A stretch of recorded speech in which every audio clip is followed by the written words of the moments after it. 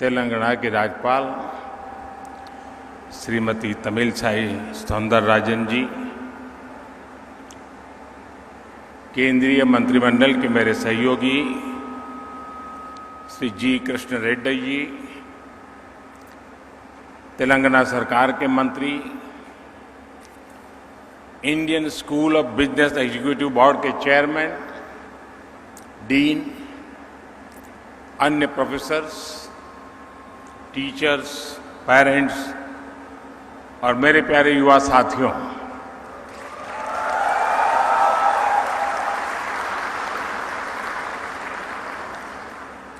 आज Indian school of business ने अपनी गौरवमयी यात्रा के एक अहम माइलस्टोन पार किया है। हम सभी आईएसबी की स्थापना के 20 साल पूरे होने को सेलिब्रेट कर रहे हैं। आज अनेक साथियों को अपनी डिग्री मिली है, गोल्ड मेडल मिले हैं। आईएसबी को सफलता के इस पड़ाव पर पहुंचाने में अनेकों लोगों की तपस्या रही है। मैं आज उन सभी को याद करते हुए आप सभी को, आईएसबी के प्रोफेसर्स, फैकल्टी, सभी स्टूडेंट्स को, पेरेंट्स को, आईएसबी के एल्यूमनाइज को बहुत बहुत बधाई देता हूं।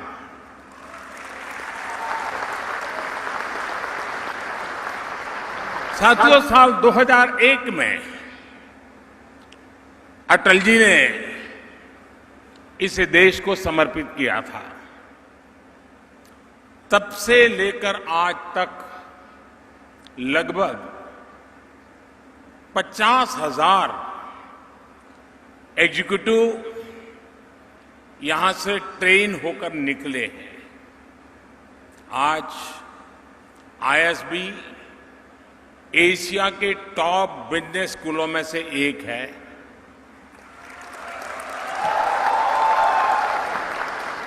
आईएसबी से निकलने वाले जो प्रोफेशनल्स हैं, वे देश के बिजनेस को गति दे रहे हैं, बड़ी बड़ी कंपनियों का मैनेजमेंट संभाल रहे हैं। यहां के स्टूडेंट्स ने अनेक स्टार्टअप बनाए हैं, अनेकों यूनिकॉर्न्स निर्माण में उनकी भूमिका रही है। ये आईएसबी के लिए उपलब्धि तो है ही, पूरे देश के लिए गर्व का विषय भी है। साथियों, मुझे बताया गया है कि ये हैदराबाद और मोहाली कैंपस की पहली ज्वाइंट ग्रेजुएशन सेरेमनी है। आज जो स्टूडेंट्स पास होकर निकल रहे हैं, उनके लिए ये इसलिए भी खास है क्योंकि इस समय देश अपनी आजादी के 75 वर्ष का पर्व मना रहा है, अमृत महोत्सव मना रहा है।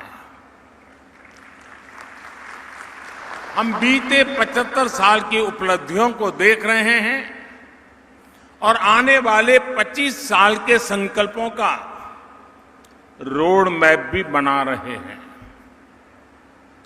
आजादी के इस अमृत काल में आने वाले 25 साल के लिए जो संकल्प हमने लिए हैं, उसकी सिद्धि में आप सभी की बहुत बड़ी भूमिका है।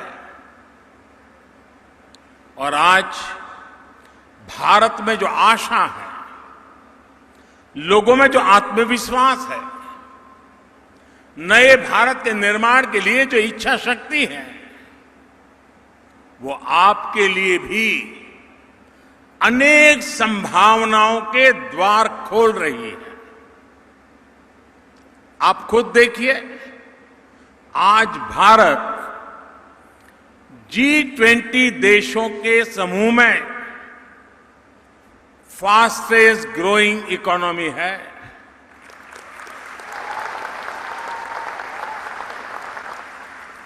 स्मार्टफोन डेटा कंज्यूमर के मामले में भारत पहले नंबर पे है। इंटरनेट यूजर्स की संख्या को देखें तो भारत दुनिया में दूसरे नंबर पर है।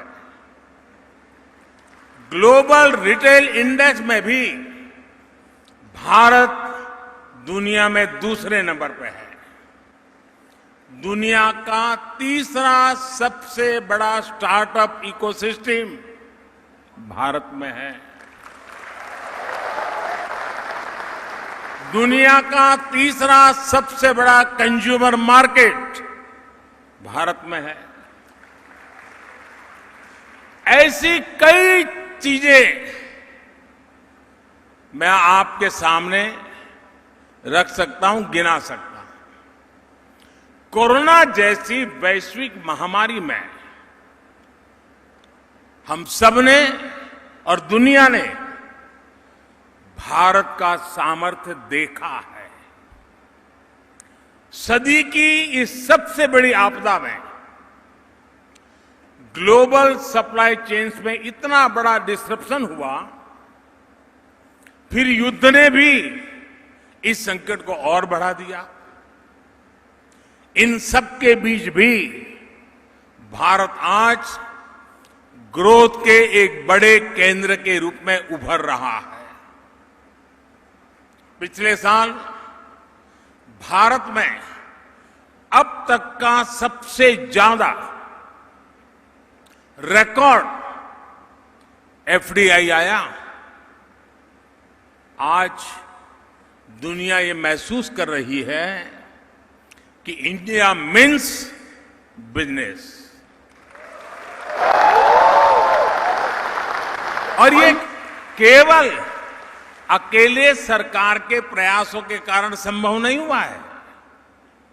इसमें आईएसबी जैसे बिजनेस स्कूल्स का, यहां से निकलने वाले प्रोफेशनल्स का, देश के युवा का भी बहुत बड़ा योगदान है।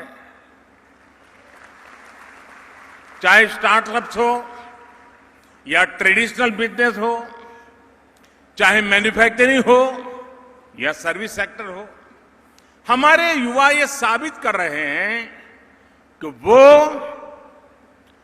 दुनिया को लीड कर सकते हैं। मैं सही बता रहा हूं ना? आपको भरोसा है कि नहीं अपने आप पर? मुझे आप पर भरोसा है, आपको अपने आप पर है। साथियों, इसलिए आज दुनिया भारत को, भारत के युवाओं को और भारत के प्रोडक्ट्स को एक नए सम्मान और नए भरोसे के साथ देख रही है। साथियों, भारत जिस स्केल पर लोकतांत्रिक तरीके से अनेक चीजें अपने यहां कर सकता है, जिस तरीके से हम यहां कोई नीति या निर्णय लागू कर सकते हैं, वो पूरी दुनिया के लिए अध्ययन का, सीखने का विषय बन जाता है। और इसलिए हम अक्सर इंडियन सॉल्यूशंस को ग्लोबली इंप्लीमेंट होते हुए देखते हैं। और इसलिए मैं आज इस महत्वपूर्ण दिन पर आपसे कहूंगा कि आप अपने व्यक्तिगत लक्ष्यों को देश के लक्ष्यों के साथ जोड़िए। आप जो सीखते हैं, आपका जो भी अनुभव होता है, आप जो भी इनिशिएटिव लेते हैं, उससे देश हित कैसे सधेगा, इस बारे में हमेशा सोचना चाहिए। जरूर सोचिए। आज देश में चाहे ईज ऑफ डूइंग बिजनेस के लिए अभियान हो, 1,500 से ज्यादा पुराने कानूनों और हजारों कंप्लायंसेस को समाप्त करने का काम हो, टैक्स के अनेकों कानूनों को समाप्त करके जीएसटी जैसी पारदर्शी व्यवस्था का निर्माण हो, एंटरप्रेन्योर्स और इनोवेशंस को बढ़ावा देना हो, नई स्टार्टअप पॉलिसी हो, ड्रोन पॉलिसी हो, अनेक नए सेक्टर्स को खोलना हो, 21वीं सदी की आवश्यकताओं को पूरा करने वाली नेशनल एजुकेशन पॉलिसी को लागू करना हो, ये सारे बड़े बदलाव आप जैसे युवाओं के लिए ही तो हो रहे हैं।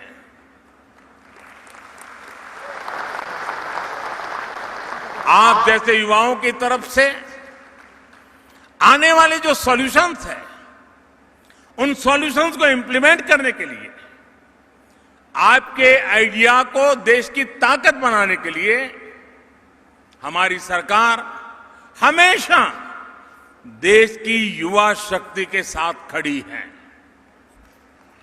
साथियों, आपने सुना होगा, कई बार एक बात को मैं बार बार दोहराता भी हूं और अक्सर मैं कहता हूं, रिफॉर्म, परफॉर्म, ट्रांसफॉर्म की बात करता हूं।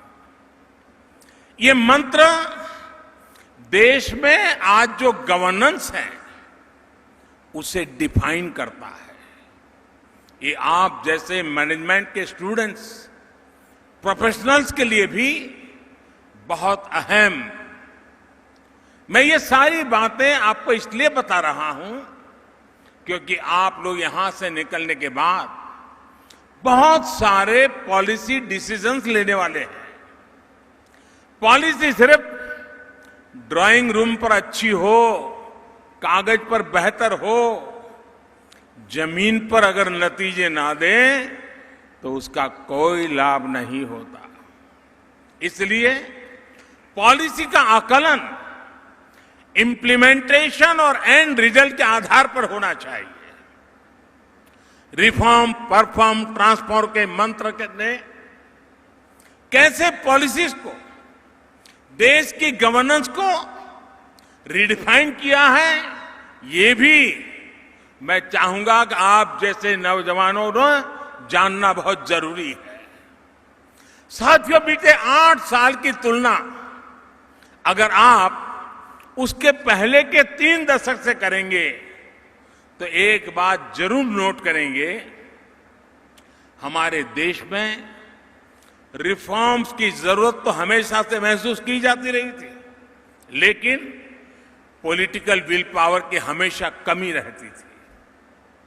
पिछले 3 दशकों में लगातार बनी रही राजनीतिक अस्थिरता के कारण देश ने लंबे समय तक पॉलिटिकल विल पावर की कमी देखी। इस वजह से देश रिफॉर्म से, बड़े फैसले लेने से दूर ही रहा। 2014 के बाद से हमारा देश राजनीतिक इच्छा शक्ति को भी देख रहा है और लगातार रिफॉर्म भी हो रहे हैं। हमने दिखाया है कि अगर ईमानदारी के साथ, इच्छा शक्ति के साथ रिफॉर्म की प्रक्रिया को आगे बढ़ाई जाए तो जन समर्थन अपने आप बढ़ता है। फिनटेक का उदाहरण हमारे सामने है। जिस देश में कभी बैंकिंग ही एक प्रिविलेज मानी जाती थी, उसी देश में फिनटेक सामान्य नागरिकों के जीवन को बदल रही है।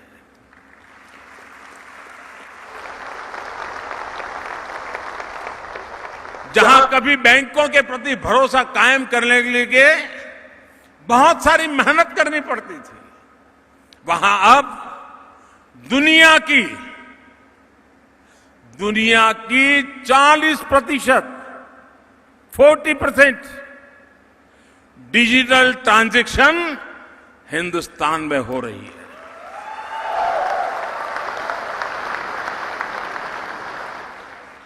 हमारे हेल्थ सेक्टर को भी ये माना जाता था कि किसी बड़ी चुनौती को रिस्पॉन्ड नहीं कर पाएगा, लेकिन हेल्थ सेक्टर में रिफॉर्म की देश की इच्छा शक्ति का परिणाम हमने 100 साल की सबसे बड़ी महामारी के दौरान अनुभव किया है। कोरोना ने जब दस्तक दी तब हमारे पास पीपीई किट्स बनाने वाले मैन्युफैक्चरर ना के बराबर थे। कोरोना स्पेसिफिक जरूरी इंफ्रास्ट्रक्चर भी नहीं था, लेकिन देखते ही देखते 1100 से अधिक पीपीई मैन्युफैक्चरर्स का नेटवर्क भारत में तैयार हो गया। कोरोना की टेस्टिंग के लिए भी शुरुआत में कुछ दर्जन लैब्स थी। बहुत कम समय में देश में 2500 से अधिक टेस्ट लैब्स का नेटवर्क बन गया। कोविड वैक्सीन के लिए तो हमारे यहां चिंता जताई जा रही थी कि हमें विदेशी वैक्सीन मिल पाएगी भी या नहीं, लेकिन हमने अपनी वैक्सीन तैयार की। इतनी वैक्सीन बनाई कि भारत में भी 190 करोड़ से ज्यादा डोज लगाई जा चुकी है। भारत ने दुनिया के 100 से अधिक देशों को भी वैक्सीन भेजी है। इसी प्रकार मेडिकल एजुकेशन में भी हमने एक के बाद एक अनेक रिफॉर्म किए। इसी का परिणाम है कि बीते 8 सालों में मेडिकल कॉलेज की संख्या 380 से बढ़कर 600 से भी अधिक हो गई है। देश में मेडिकल की ग्रेजुएट और पोस्ट ग्रेजुएट की सीटें 90,000 से बढ़कर 1.5 लाख से ऊपर हो चुकी हैं। साथियों, पिछले 8 वर्षों में देश ने जो इच्छा शक्ति दिखाई है, उसकी वजह से एक और बड़ा बदलाव आया है। अब ब्यूरोक्रेसी भी पूरी शक्ति से रिफॉर्म्स को जमीन पर उतारने में जुटी है। सिस्टम वही है, लेकिन अब नतीजे बहुत संतोषजनक मिल रहे हैं। और इन 8 वर्षों में जो सबसे बड़ी प्रेरणा बनी है वो है जन भागीदारी। देश की जनता खुद आगे बढ़कर रिफॉर्म्स को गति दे रही है।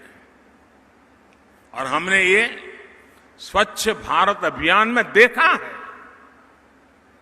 और अब वोकल फॉर लोकल और आत्मनिर्भर भारत अभियान में भी हम जन भागीदारी की ताकत को देख रहे हैं।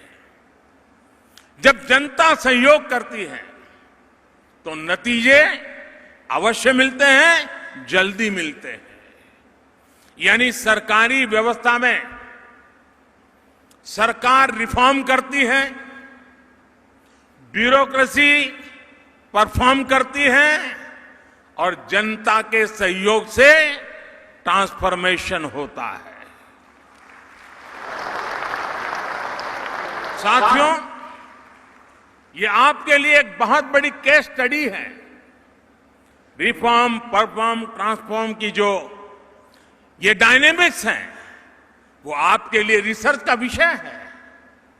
आईएसबी जैसे बड़े संस्थान को अध्ययन करके, एनालिसिस करके दुनिया के सामने इसे लाना चाहिए। यहां से जो युवा साथी पढ़कर निकल रहे हैं, उन्हें भी रिफॉर्म, परफॉर्म, ट्रांसफॉर्म के इस मंत्र को हर क्षेत्र में लागू करने का प्रयास करना चाहिए। साथियों, मैं आपका ध्यान देश के स्पोर्ट्स इकोसिस्टम में आए ट्रांसफॉर्मेशन की तरफ भी दिलाना चाहता हूं। आखिर क्या कारण है कि 2014 के बाद हमें खेल के हर मैदान में अभूतपूर्व प्रदर्शन देखने को मिल रहा है?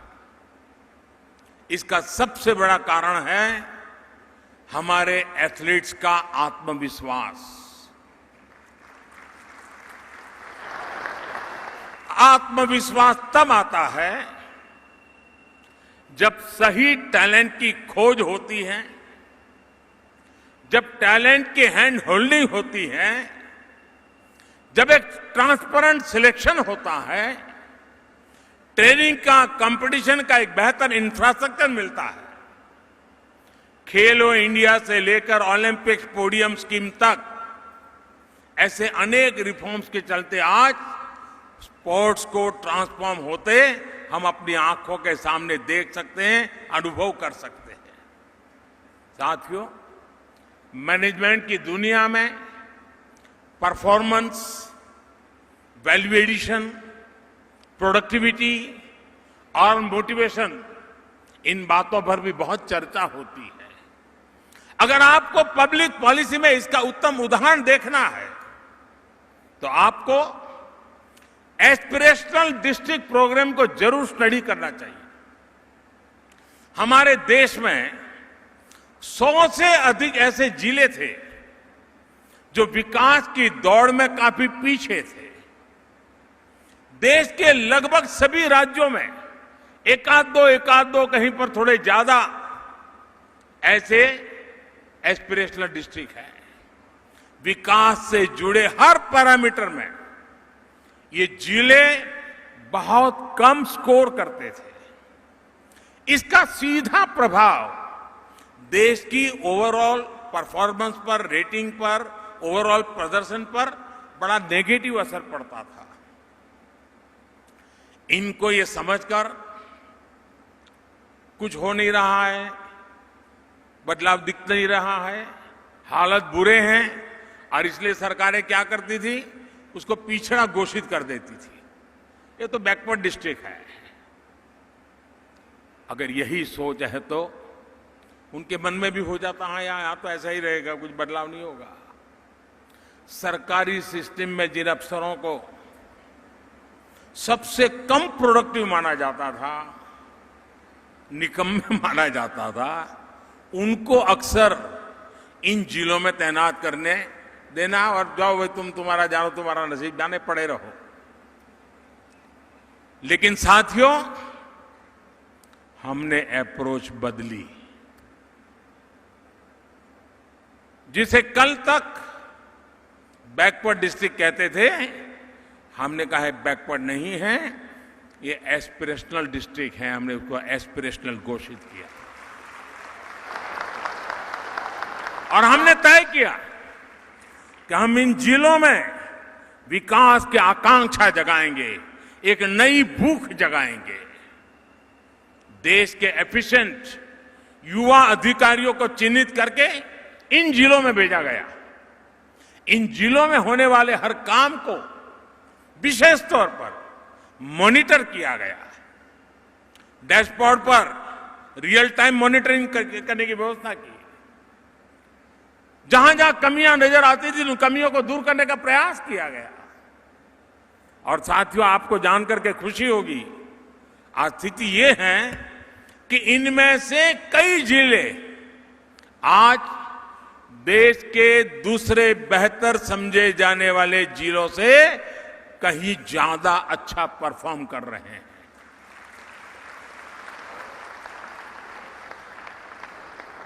जिन्हें कभी पिछड़े जिले कहते थे, देश के डेवलपमेंट पैरामीटर्स को प्रभावित करते थे, वो आज एस्पिरेशनल डिस्ट्रिक्ट बनकर देश के विकास को गति दे रहे हैं। अब हमने राज्यों से कहा है कि इस अप्रोच को और विस्तार दें। हर जिले में ऐसे ब्लॉक्स होते हैं जो विकास के मामले में दूसरों से पिछड़ गए हैं। ऐसे ब्लॉक्स को आइडेंटिफाई करके एस्पिरेशनल ब्लॉक्स अभियान को आगे बढ़ाया जा रहा है। देश में हो रहे ये बदलाव, इनकी जानकारी आपको पॉलिसी डिसीजंस में, मैनेजमेंट में बहुत मदद करेगी। साथियों, आपके लिए ये सब जानना इसलिए भी जरूरी है क्योंकि आज देश में बिजनेस के मायने भी बदल रहे हैं और बिजनेस का दायरा भी बढ़ रहा है। आज भारत में economic landscape small, medium, cottage और यहां तक कि इनफॉर्मल एंटरप्राइज तक में फैल रहा है। ये बिजनेस लाखों लाख लोगों को रोजगार के अवसर दे रहे हैं। इनका सामर्थ्य बहुत ज्यादा है, इनमें आगे बढ़ने का कमिटमेंट बहुत ज्यादा है। इसलिए आज जब देश आर्थिक विकास के नए अध्याय को लिख रहा है तो हमें एक और बात याद रखनी होगी। हमें छोटे व्यापारियों, स्मॉल बिजनेस का भी उतना ही ध्यान रखना होगा। हमें उन्हें ज्यादा बड़े प्लेटफॉर्म देने होंगे, ग्रो करने के लिए ज्यादा बेहतर मौके देने होंगे। हमें उन्हें देश विदेश में नए नए बाजारों से जोड़ने में मदद करनी होगी। हमें उन्हें ज्यादा से ज्यादा टेक्नोलॉजी से जोड़ना होगा। और इसी बात पर आईएसबी जैसे संस्थान, आईएसबी के स्टूडेंट्स की भूमिका बहुत अहम हो जाती है।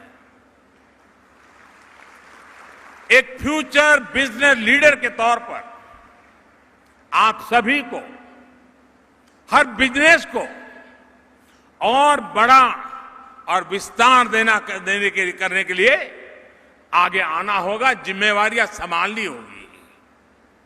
और आप देखिएगा, आप छोटे बिजनेस को ग्रो करने में मदद करेंगे तो आप लाखों एंटरप्रेन्योर्स के निर्माण में मदद करेंगे, करोड़ों परिवारों की मदद करेंगे। भारत को फ्यूचर रेडी बनाने के लिए हमें सुनिश्चित करना होगा कि भारत आत्मनिर्भर बने। और इसमें आप सभी बिजनेस प्रोफेशनल्स की बहुत बड़ी भूमिका है। और यह आपके लिए एक तरह से देश की सेवा का अहम उदाहरण होगा। साथियों, देश के लिए कुछ करने का, देश के लिए कुछ कर गुजरने का आपका जज्बा देश को नई ऊंचाई पर ले जाएगा। मुझे आईएसबी पर, आईएसबी के स्टूडेंट्स पर, आप सभी नौजवानों पर बहुत भरोसा है, बहुत विश्वास है।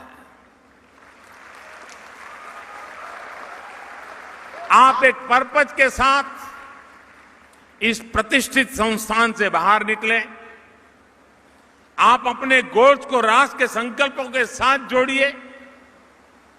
हम जो कुछ भी करेंगे उससे एक राष्ट्र के रूप में सशक्त होंगे। इस कमिटमेंट के साथ जब आप कोई भी प्रयास करेंगे तो सफलता आपके कदम पर होगी। एक बार फिर आज जिन जिन साथियों को मुझे मेडल देने का अवसर मिला है और भी जो लोगों ने सिद्धियां प्राप्त की हैं, उनको, उनके परिवारजनों को अनेक अनेक शुभकामनाएं देता हूं। और आईएसबी भारत की विकास यात्रा में ऐसी पीढ़ियों को तैयार करता रहे, ऐसी पीढ़ियां राष्ट्र के लिए समर्पित भाव से कार्य करती रहे। इसी एक अपेक्षा के साथ आप सबका बहुत बहुत धन्यवाद।